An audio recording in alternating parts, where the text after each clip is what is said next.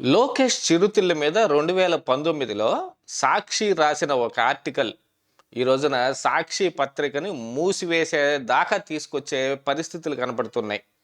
నిన్ననే వైజాగ్ కోర్టుకి అటెండ్ అయిన లోకేష్ దీని మీద గతంలోనే ఆయన 75 కోట్లకి డెఫమేషన్ సూట్ వేసి ఉండటం మూలాన నిన్న కోర్టుకి అటెండ్ అయ్యాడు. క్రాస్ ఎగ్జామినేషన్లో ఏమేం జరిగింది మొత్తం వివరంగా చెప్పాడు. గతంలో ఆయన మంత్రిగా ఉన్న సమయంలోనే ఇలాగ వైజాగ్ వెళ్ళటానికి హైదరాబాద్ వెళ్ళినప్పుడు ఇలాగ ఎయిర్‌పోర్ట్‌లోనే చిరుతిళ్ళు తినటానికే 25 లక్షలు ఖర్చు పెట్టేశాడు. వాటన్నిటిని ఏ అకౌంట్‌లో రాయాలో తెలియక అధికారులందరూ సతమతం అవుతూ ఉన్నారని లోకేష్ క్యారికేచర్ తోటి ఒక బొమ్మ వేసి మరీ వాళ్ళు సాక్షిలో ఒక ఆర్టికల్ వండివార్చారు. ఇలాంటి ఆర్టికల్స్ చాలా వాటిల్లో కొద్దిగా కొద్దిగా వస్తా ఉన్నప్పటికీ లోకేష్ మాత్రం దీన్ని చాలా సీరియస్‌గా తీసుకున్నాడు. ఎక్కడికి వెళ్ళినా నా ఫ్లైట్ ఖర్చులు నేనే పెట్టుకుంటాను. నా చిరుతిళ్ళకి గానీ, లేకపోతే నా తిండికి గానీ, మిగతా నా అవసరాలకు గాను ఖర్చు నేనే పెట్టుకుంటాను. దాన్ని నేను గవర్నమెంట్ అకౌంట్‌లోకి వేయను.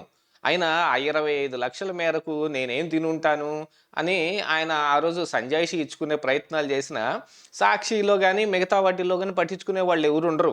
వాళ్ళు ఇట్లాంటి వ్యతిరేక కథనాలు, ఇట్లాంటివన్నీ వండి వారుస్తారు. చాలా అఫీషియల్‌గా అసలు స్వామివారి పింక్ డైమండ్‌ని చంద్రబాబు నాయుడు కొట్టేసి ఇంట్లో బెడ్‌రూమ్‌లో కింద దాచుకున్నాడని చెబితేనే కేసు వేయలేదు గదా!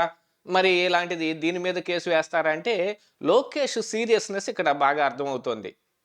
చెయ్యని దాన్ని చేశాము అని ఓ పత్రికలో రాశారు అంటే, మరి పత్రికకి జవాబుదారీతనం ఉండాలి గదా! దానికి వాళ్ళు ఖచ్చితమైన ఆధారాలు చూపిచ్చాలి.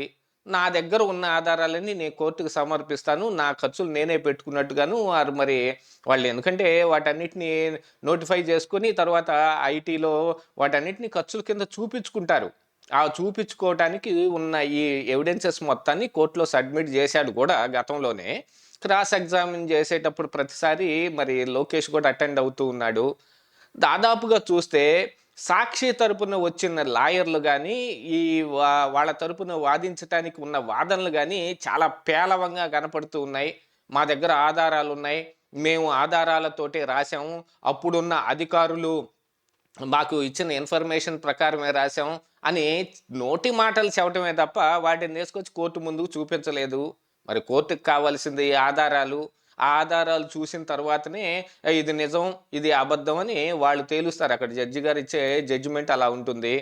కాకపోతే ఇందులో లోకేష్ సమర్పించిన ఆధారాలతోటి మరి సాక్షి వెలవెలబోతోంది.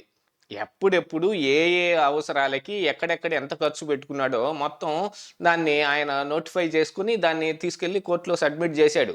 కానీ సాక్షి ఎటువంటి ఆధారాలను చూపించలేకపోయింది. ఇక్కడ డెఫమేషన్ సూట్ వేస్తే 75 కోట్లకి మరి కోర్టు తీర్పు ఏమొచ్చే అవకాశం ఉంటుంది?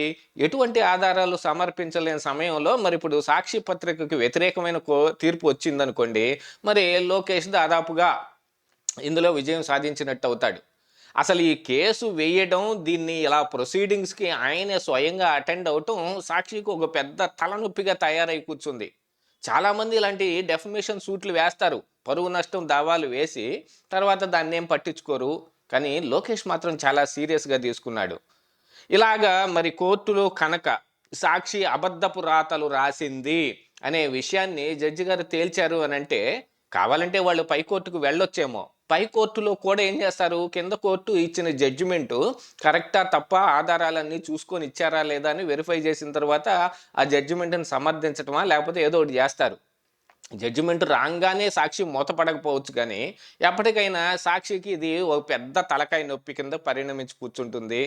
ఇలాంటి తప్పుడు రాతలు రాసినందుకు గాను రెగ్యులేటర్ ఆఫ్ ప్రెస్ కౌన్సిల్ దీంట్లో వీళ్ళ మీద కఠినమైన చర్యలు తీసుకునే అవకాశం ఉంది.